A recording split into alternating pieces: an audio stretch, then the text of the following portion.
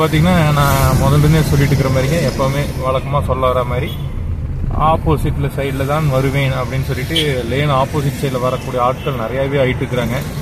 நீங்கள் பாருங்கள், ஒரு டாக்ஸி கார் வந்து எங்கே எப்படி இந்த இடத்துல கொஞ்சம் கீழே இறக்கி நிறுத்தலாம், அப்படியே நடுவாலே நிறுத்திடுறாங்க. ஏன்னா இந்த இடத்துல கரெக்டாக அந்த டிவைடர் தானுன்னே பஸ் ஸ்டாப்புங்கிறப்ப ரொம்ப சிரமமாக இருக்குதுங்க. சொல்லி வாய முடியலைங்க. அந்த ஒன் சைடில் வருவேன்ட்டு பாருங்க, குழந்தைய வச்சு ஓட்டிகிட்டு வர்றாருங்க முன்னாடி.